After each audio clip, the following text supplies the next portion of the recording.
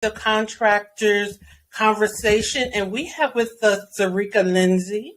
She's our mental health expert who's joining us with this conversation. How are you doing? I am doing good. I'm breathing, I'm living, I'm doing good.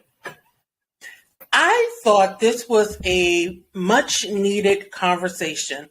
I had on previous conversation with a coach. We were talking about the behind the scenes. We kind of like pulled back the curtain and peeked behind the scenes of what really takes to build a business. And I felt it was necessary to bring in a mental health expert to talk about what it takes to maintain mental health, what it looks like to recognize the signs of when you need to talk to a friend versus a mental health expert. And sometimes we want to make our friends our experts, and we shouldn't. No. But let's backpedal a little bit. Tell us a little about you. I have a master's in social work. I'm a licensed clinical social worker and approved clinical supervisor, so I can supervise LSWs for licensure, for full licensure. Oh. Yes. Okay. I have worked, I'll give a little. Went to Rutgers, RU, Camden. I've been in the social work field for maybe about 15 years now. I've worked out every capacity, homeless, children, elderly, you name it, I've probably done it. I was a director for 2 major programs that worked with people with chronic and persistent mental illness, such as like bipolar disorder, schizophrenia. My last position was an IOP therapist.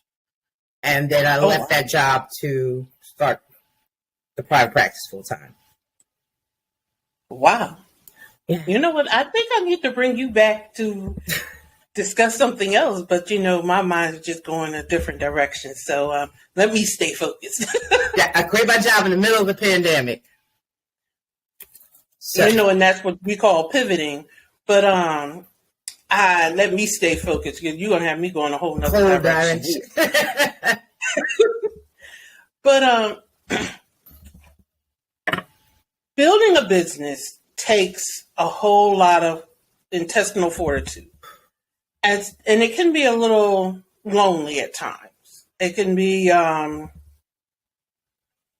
heart-wrenching at times, especially when things don't go right. Mm-hmm.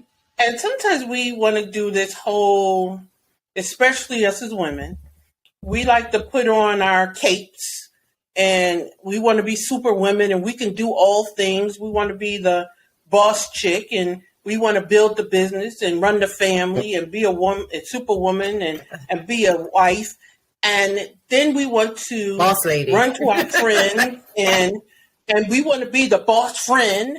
And then those of us who participate at church, we want to be the super choir member. And we don't often recognize the signs of being burnt out. That we're doing too much. Mm-hmm. And we're cracking at seams. Yes.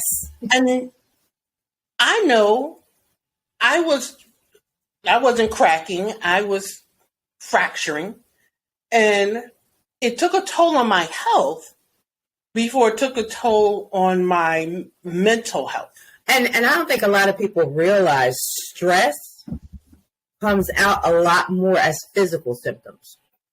I would get a crease in my neck. When I was a director, it was a constant pain.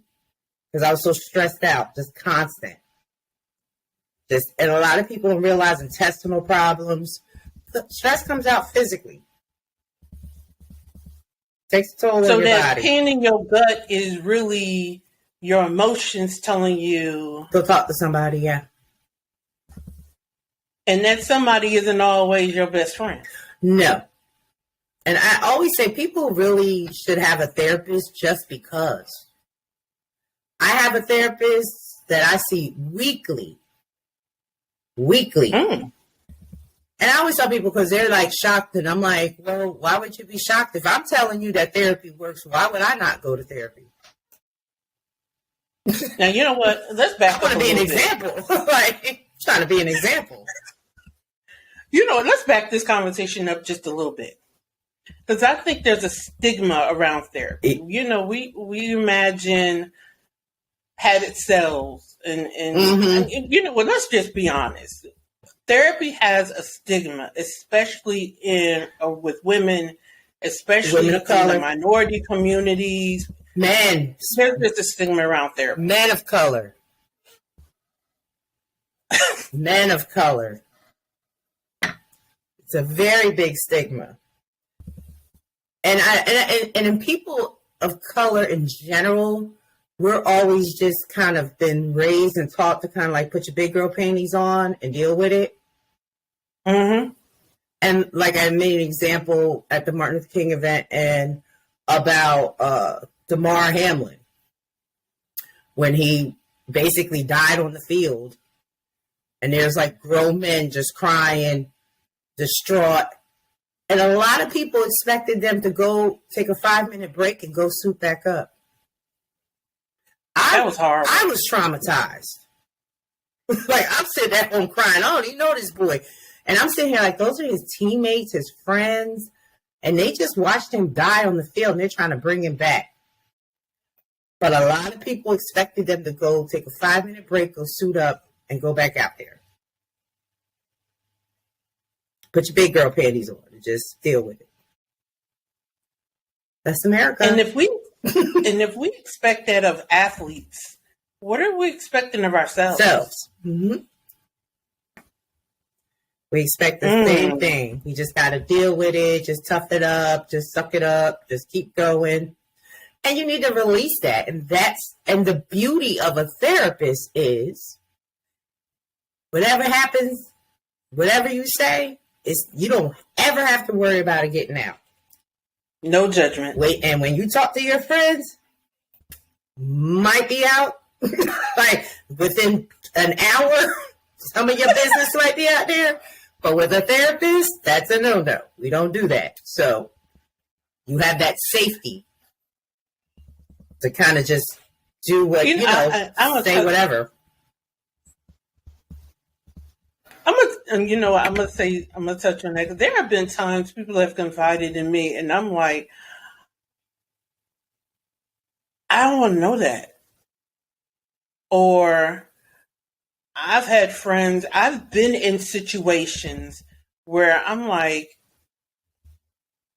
I don't want to be the middle person. Mm-hmm. This is for somebody that has a license that can prescribe some medication.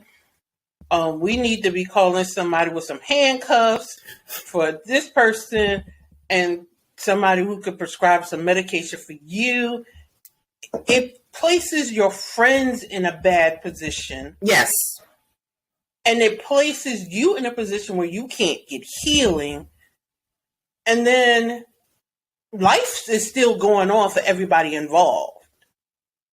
And that's the difficult part, because I have to be the one. I got to take the therapist hat off, but it's sometimes hard because if a friend comes to me and says, I'm going to hurt myself, I gotta do something. By law, I have to. Like, I can't be your friend in certain situations. That's that mandatory reporting? Mandatory reporting. I have to.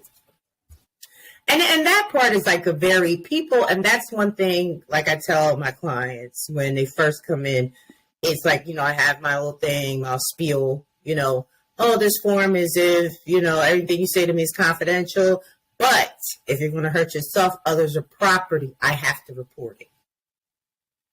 But my clients know there's certain reporting, and when you have licensing, you still got to be kind of careful if somebody comes to me and says, I just don't want to be here anymore.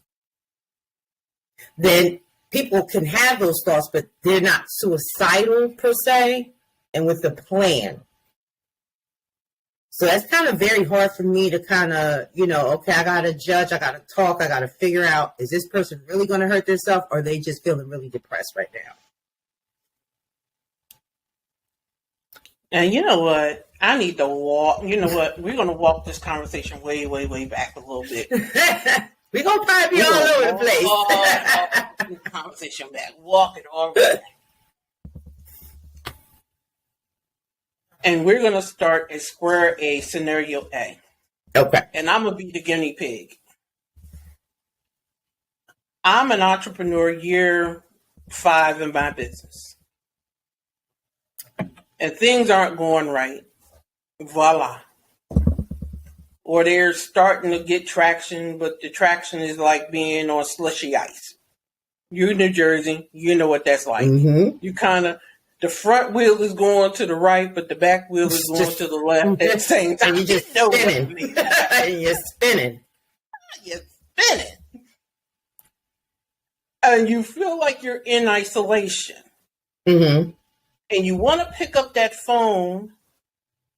However, as in a previous episode, you have your business friends and you have your friends, but you don't know who you should call. Your advice would be? This is hard for me because a lot of my friends are therapists, so we kind of call each other kind of like, But that's why I say people really should have a therapist that they see either weekly or bi-weekly. And you would be amazed, every coach that I follow, the coach I have, you know, her first advice when I first met her, when I started my business back in 2011, back in 2013, the first piece of advice she gave me was to get a therapist. Yeah. And especially like in my business, having a private practice as a therapist, and people look at me crazy when they're like, you have a therapist and you're a therapist? And I'm like, can you imagine? At one point I had 70 clients. In the height of the pandemic, I had 70 clients. So can you imagine if I'm seeing 7, 8 people a day and everything is trauma, he beat me, I got raped, I got molested, I'm intaking a lot of energy, a lot. And I can't pick up the phone and call my friends and say, oh my God, because then I'm violating HIPAA. I got to talk to my therapist. Wow. And a lot of times I don't want to put that on other people either, because they might be going through something. Like I have one girlfriend, when she calls and she needs to vent, the first thing she'll say is, do you have emotional space for me? And I kind of say, thank you. Because she kind of like, I know you've been dealing with a lot today. So do you have a little emotional space for me right now? And I can kind of say, yeah or no, that gives me an option. But I think everybody should have a therapist. And people always think you come to therapy because we want to hear great stuff. I love when my clients come with great news and changes and, I think this is great and this is happening. I love it. Now, I don't think, you know what? I never thought to share good things with a therapist. Mm-hmm. I share all the great, thank God. I didn't share nothing but great with my therapist. Like, yeah, we want to hear the great things. We want to see all that change, that work you done put in. That's interesting. That's why I said it's not always about, I'm in crisis. Therapy is preventative. We started as preventative, not having therapy as an intervention. Prevention, not intervention. So you don't have to get to that crisis part. Oh, okay. So reframing therapy to reframe therapy, to reframe mental health, we should view mental health as something we should maintain, mm-hmm. just like we maintain our physical health. Like you go to get your physical, your mammograms, your pap smears, all that. You do all that. Mental health is the same thing. Same exact thing. I never thought about it that way. Wow. I never thought about it that way. Yep. Now I'm getting ready to put you on the spot. Put me on. Put me on. And like I said, a lot of us out here are building businesses as the Lone Ranger. I don't know why. But I do know why. Because we have a society that tells us that we're not pulling ourselves up by our bootstraps, we're not working hard. We're not working hard. I do not know why we glorify struggle love and we glorify struggle business building. We just glorify struggle. I don't know why. I took my cape off and burned it. And doing too much. We've glorified. If you're not super busy, if you don't have 18 different things you're taking on, then you're just not, you're lazy. And that even represents itself in our sitcoms. How many of us remember the Wayans brothers skit, Hey Mom? Yeah. They made a joke out of it. Yep. Everybody had 25 jobs. They made a joke of it, but our society really glorifies that. But that's mental abuse. We're mentally abusing ourselves and then wonder why we're fracturing at the seams. And I was one of those that I was at the job at 4 something in the morning and worked sometimes until 1 o'clock. I was there on holidays when people that worked with me, they will tell you. It was all day, every day, work. Crazy. I was crazy. I was hurting. Just nuts. I do work super hard with my practice, but it's mine. But I have found the balance too. It's kind of like I had to find a balance. Starting out, yeah, it was hustle. But now it's kind of like okay, I know where I'm at now. I'm at a certain level. I can keep it this way. I'm good to go. You sound like my hairdresser. He was like, I asked him, are you taking any new clients? He was like, no. What I have now sustains the life that I want. And I don't want that rat race. He said, I love my mental peace. And that's actually what kind of sparked this conversation. I was like, I need somebody to talk about mental peace. And then I thought about you. It's hard, like with me, not to, I've struggled with that part because people call crying and I'm like, okay, I'll help you. I got 80 clients, but I'll help you. And it's like, I can't take any more people. And so now I'm really learning how to say no. I can't. Like I have like a list of other therapists, and I'm like, try this one, try that one. But that part I kind of struggle with because people, I'm like, okay, I want to help you. Like I want to help, but I had to really, really like nip that in the bud. But I had one of my old professors called me, and she said, she wanted me to do an RFP for women coming out of prison. And I would, set them up with programs and stuff like that in the South Jersey area. And I was like, oh, that sounds nice. And she was like, I said, but no, I'm good. She was like, you'll be reporting to me and the Attorney General. I said, I heard what you said, but I said, you know what I'm doing right now? I said, I'm Netflix and chilling. I said, I've never Netflix and chilled. Oh, wow. And it feels really good. I was like, this feels good to just lay on the couch and burn some brain cells watching Netflix. I'm okay with it. Like I always tell people, what more do you have to prove? What are you trying to prove? Do you need to do this for you? Are you doing this for someone else? Like, what is your main reason for just overworking yourself to death?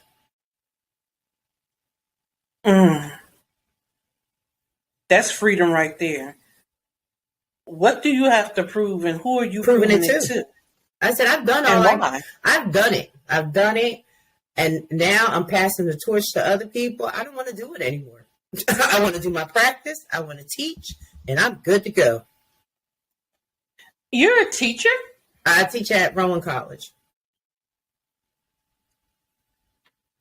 I teach sociology at Rowan College. Wow.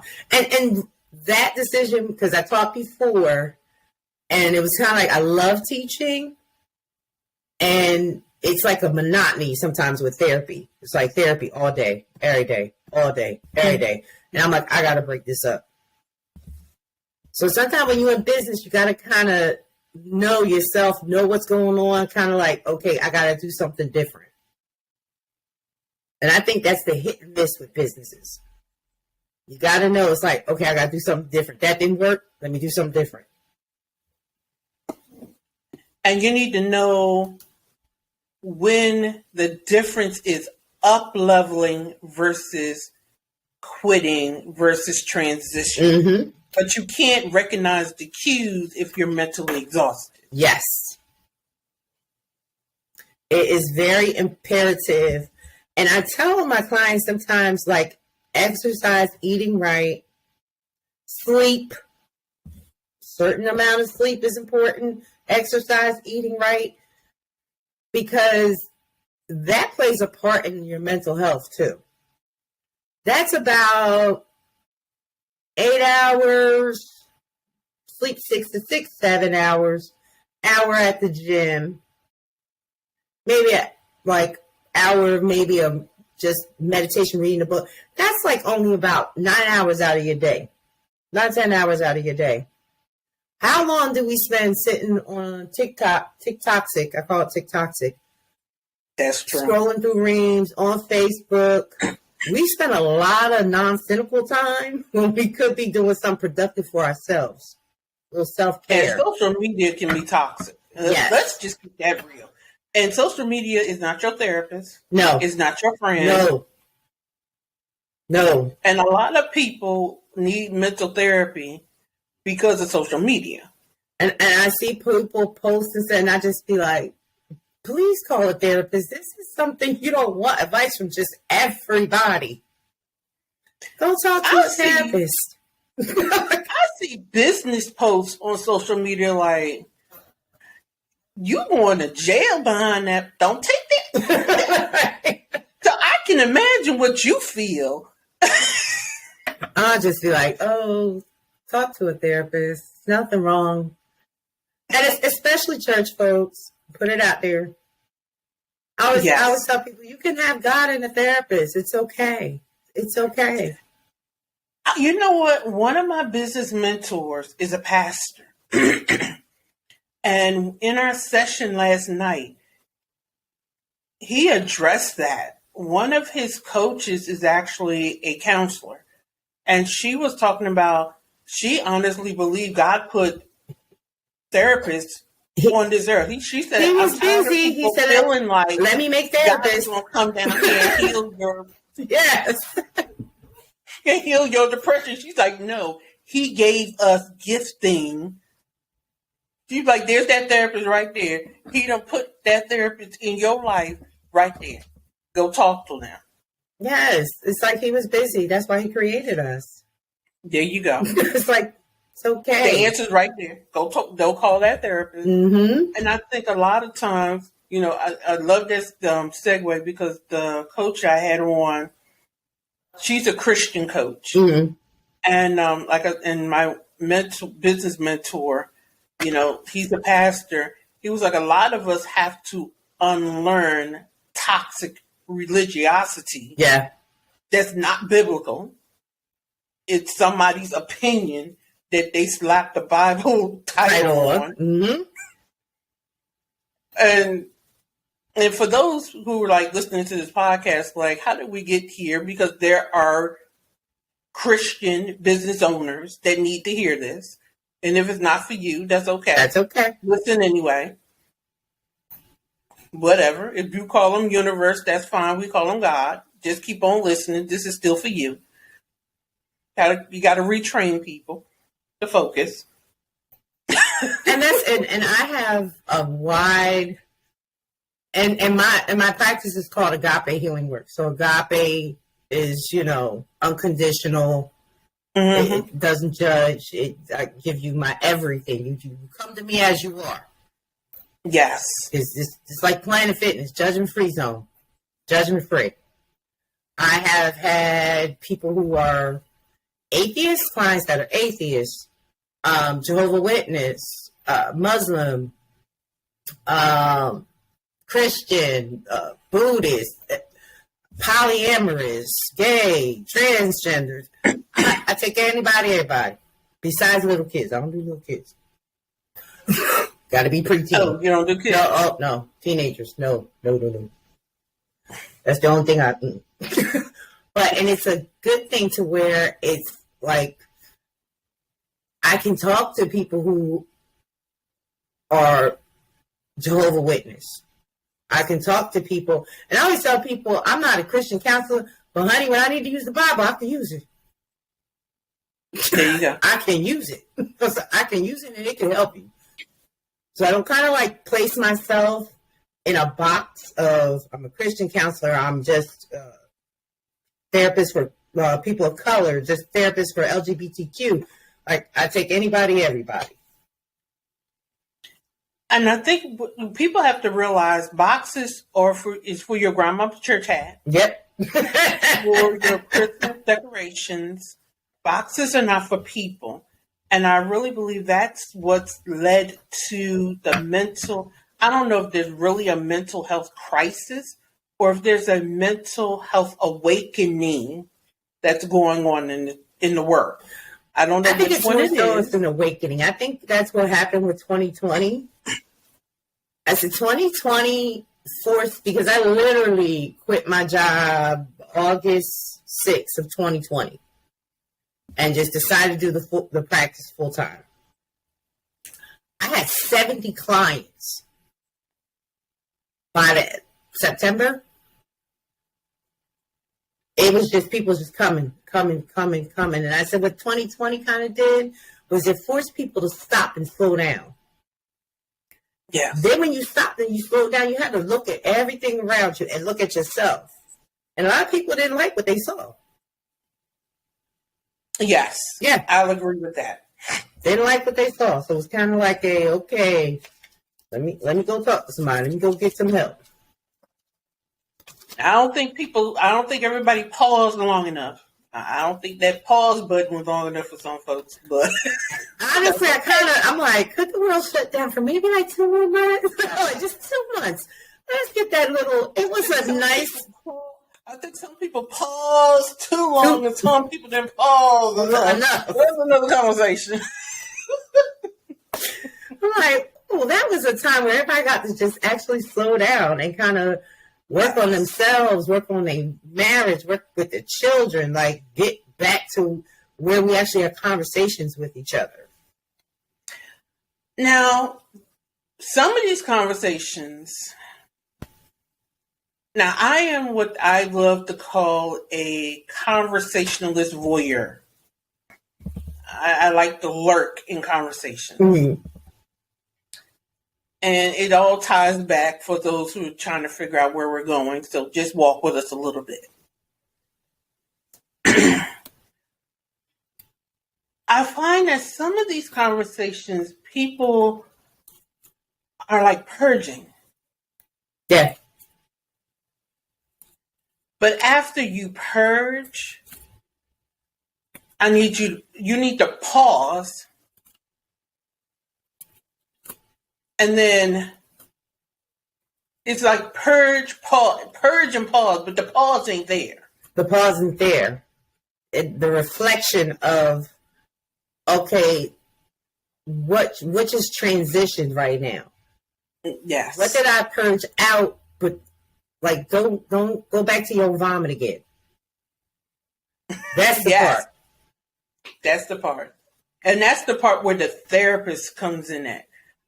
And I think what's happening is people have been going to social media, and social media can be a viable tool. Can be. But I think what's happening is people, unfortunately, everybody has access to social media, and they're using social media to amplify their purging, but there's no pausing, and now they're, sorry for the vulgar image, lapping up their purge. Mm-hmm. Going right back to the vomit. Going right back to the vomit. And you got people in there like kind of enticing and egging it on and kind of, yeah.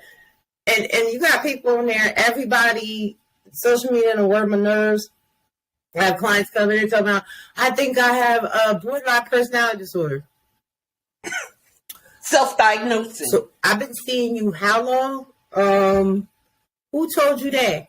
Well, I seen on TikTok. I said, you know what? I said, well, I just went to school, all this school for nothing, huh?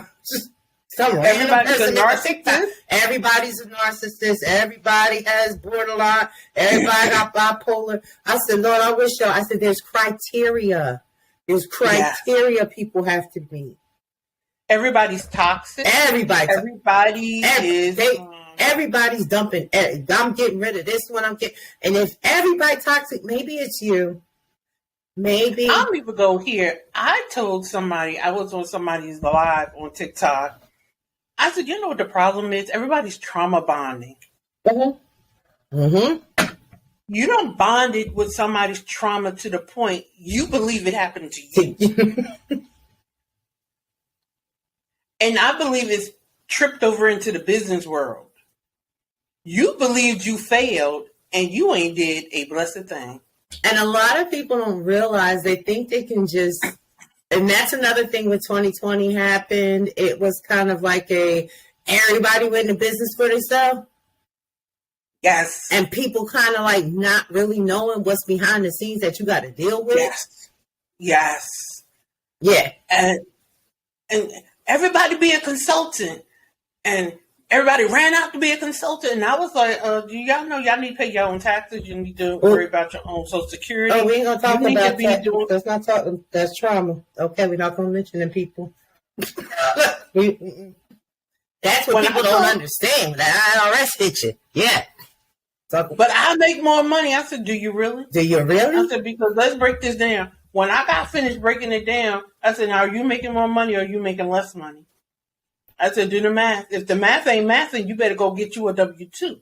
And if you're not willing to do what it takes, I said, because let me tell you, this business thing, I'm a business owner, and I just put in my 4 or 5 applications the other day because I got tired of myself.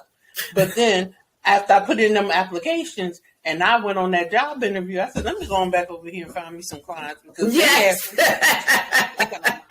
they got on my nerves. So let me go on back over here and fill out this RFP and have this discovery call because I already know if I got hired, they're going to get on my nerves. So let me go on over here. Yeah, I thought about it. Trust me. That's what you call about being in business. And I'm sitting here like, well, I thought it worked 8 full hours. I can't take a nap in between clients. What? Girl? Can't go get my nails done in between clients? No. I was like, I can't go volunteer at my kids' school. I can't dress. And I dress this sweat hoodie, might be my gym clothes.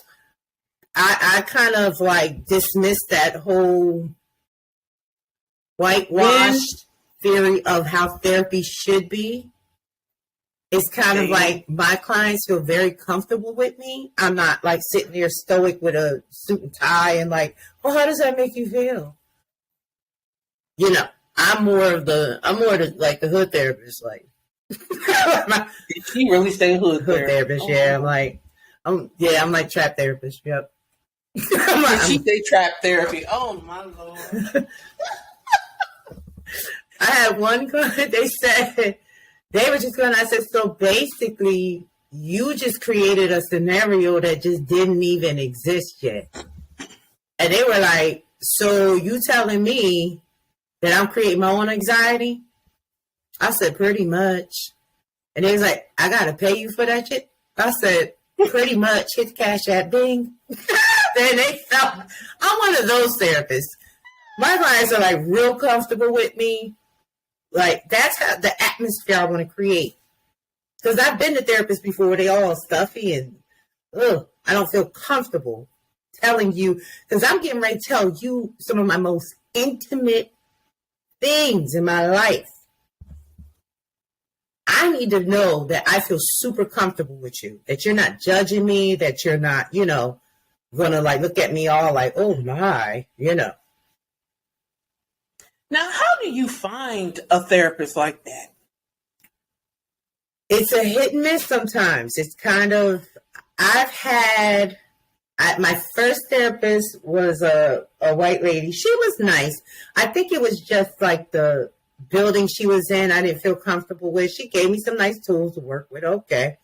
Then I had a black therapist, woman, phenomenal. She was like one of them Erykah Badu type, like vibing. So wonderful. Then I didn't have a therapist for a while. Got another one. She was stuffy. I was like, nah. And then I just by chance got a hold of my therapist, and I said, let me choose a male. Because I need somebody. I need that I'm alpha. I need an alpha. I need somebody that can tell me just like it is. So, and I've been with my therapist for about maybe 3 years now. Okay. And he tells me he gave it to me. He gave it to me. I'll be like, all right, you right. So, is there like a I don't want to say tips and tricks, but or there's like a way to kind of guarantee, if you want to use that word, that the therapist you choose will be a better fit for you? And I always tell people, don't be scared to fire your therapist. Just say, this ain't working. Don't be scared to do that. If it's not a fit, it's not a fit. Yeah, don't be terrified to say, oh, well, I started.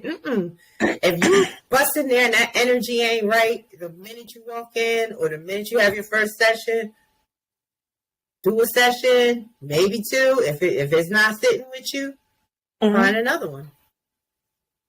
Yeah, I say the same thing about hiring a coach or hiring a mentor. I don't care what agreement you sign. If it's not right, it's not right. It's not right, yeah. Especially you paying $20,000, $30,000, $50,000 in these streets, and that person isn't the right one. Yeah, I ain't about to pay you $50,000 and you're not the one. And you're not the one. Yeah, I always tell people, don't be scared to kind of fire the therapist. It's okay. And I'm not a good fit with everybody. Yeah. Yeah. I know that. Not everybody cup of tea, but somebody want to take a sip. So that's how I feel about it.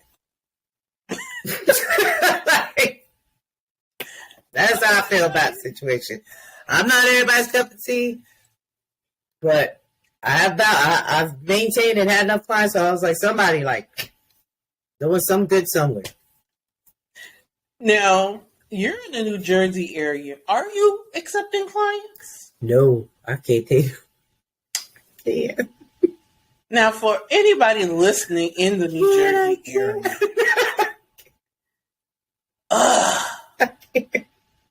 yes. I do have a list of therapists, other therapists that some are accepting new clients. And what I really want to try to do is get together, like, especially like in this South Jersey area, Mount Laurel, Sicklerville, all that, like therapists where we can kind of like, okay, we might have a once a month meeting. Are you taking clients? What insurances you take? Do you take this? Okay. So my list can get bigger. Because I do feel guilty turning people down. I really do. That's what I struggle with. Okay. Because I don't want people to feel like they're hopeless. Okay. We can kind of pull together some resources. And you're in the New Jersey area. I'm located in North Carolina, so I can kind of pool around down here and come up with some resources that I can post on my website that, my listeners can go to if they want to reach out.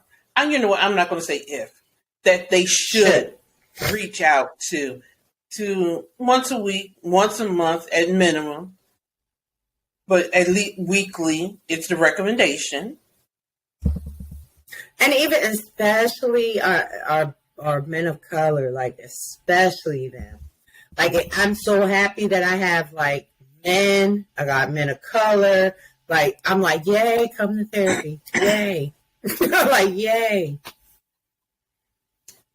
I'm just glad that we are seeing this embracing of mental health. We're seeing a holistic embracing of self-care.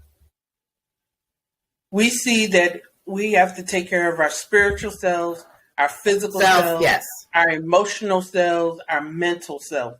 This whole we only need to take care of one part of ourselves was always nonsense. And there are times I have had sessions with my clients about finances. I've had clients that didn't know how to use a credit card, didn't know how to do this. Session been about finances. Sessions, sometimes I've had a session where I help them get food stamps. Oh, wow. I'm a social worker. There's LPCs, and I know if there's some LPCs out there, I don't care, gang, we about to fight. LCSWs, we encompass the whole person. Biopsychosocial, is it your medical? Is it your environment? Is it the people you're around? I always say you can't do cognitive behavioral therapy with somebody that's hungry. You can't. They can't reach self-actualization, that Maslow's hierarchy, if their first level of safety and food and shelter hasn't been met. My stomach's growling. I'm not talking about my feelings and CBT and DBT and all. I'm not doing that. I'm hungry. Feed me first. And I always say I help clients with trying to get, I give them referrals for, okay, go to welfare, do this. Go here and do this. Oh, here's a grant for this. Call these people. They could do that. Because that's their basic need. If your people's basic need hasn't been met, they can't reach self-actuals. They can't be sitting on a mountain meditating. They're not. So basic needs have to be met first. I am loving this conversation. I'm going to have to bring you back. We're going to have to pick this up at another time. Oh, my goodness. So this is the conclusion of this part of our mental health conversation on Contractor Chatter. I would gladly. See, y'all heard it here. She's coming back. I am coming back. So we're going to wrap up this installment of the importance of mental health. I'm telling you, a stressed mind cannot create. Yes. So if you're wondering why your business isn't going anywhere, if you're wondering why you're spinning, mental health, you have to check in with your mental health. So this is Luciana Turner. We're closing out this installment of Contractors Conversation. Have an amazing, amazing day, and catch us on the next time. Thank you. Thank you. Thank you for having me. Thank you for joining us. All righty.